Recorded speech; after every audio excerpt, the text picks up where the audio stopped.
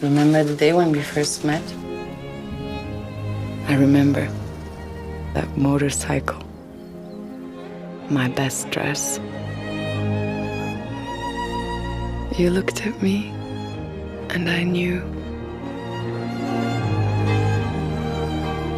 how simple life was then.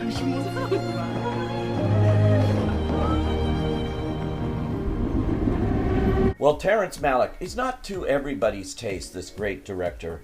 He's made some absolute masterpieces, though. The most recent one that I thought would qualify there was The Tree of Life. But before that, there were classics like Days of Heaven, Badlands, The Thin Red Line. Then he got suddenly prolific, if that's the word, with a number of movies in recent years: To the Wonder, Knight of Cups, Song to Song.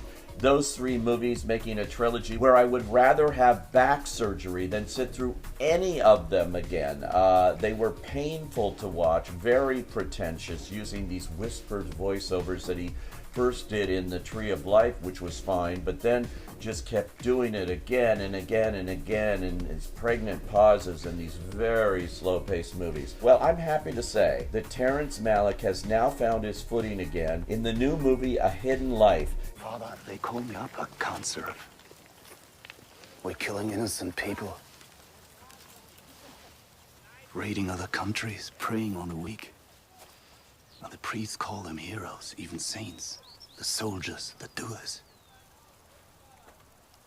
It might be that the other ones are the heroes. Huh? The ones who defend their homes against the invaders. Ever spoken with anyone else? Your wife? No. Family?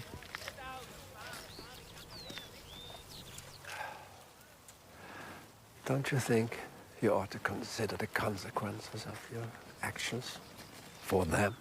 Not only is it his best movie since The Tree of Life, are movies like that, Badlands. I'd go back to the earlier films of Malick to see one that I responded to as strongly as I do to A Hidden Life. And believe me, I was surprised. After all those other movies recently, I thought this was going to be another one. Malick takes on a true life story. He's returned to the World War II era here, as he had done in The Thin Red Line.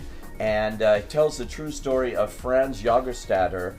He is objecting to serving under Adolf Hitler. He's an Austrian peasant farmer. He will not fight in this war, which he considers unjust and Hitler to be a very bad person. And so he is under threat of execution, under threat of imprisonment and everything else, unless he will simply sign a paper. His lawyer just wants him to sign a paper saying he supports basically what Hitler's doing. He won't do that. This is a man of faith and family and belief, and he sticks to his moral guns here.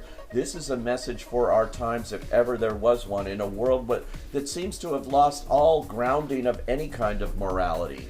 And this movie reminds us what faith really is, and it's a strong storyline here that Terrence Malick has taken and really got a great cast going here too. August Diehl plays Franz, and it's a beautifully understated performance. You're with him all the way in what he does, even though you say it would be so easy for him to sign this piece of paper to save his own life basically and continue on his life with his family. August Diehl is excellent in the role, as is Valerie Pachner, who plays his wife Francesca. It's a beautiful relationship that the two have. Now, the supporting cast could not be better. A number of who's of great European actors here, including Tobias Moretti, Matthias Schoenaerts, Jürgen Prochnow. And this movie, because it was so long in the post-production phase, years really, it marks the last film for two great actors, Bruno Ganz and Michael Nyqvist. I can't swear loyalty to Hitler.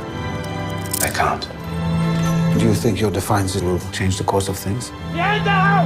If God gives us free will, we're responsible for what we do, what we fail to do. It gives you a lot of food for thought. You really walk away with a different attitudes towards life. With Malick behind the camera, it's beautifully done. There's still the whispered voices. There's still the very long scenes drawn out. He loves to shoot wheat fields and leaves blowing and that sort of thing. It's okay this time, because A Hidden Life is actually a hidden masterpiece. I say, go.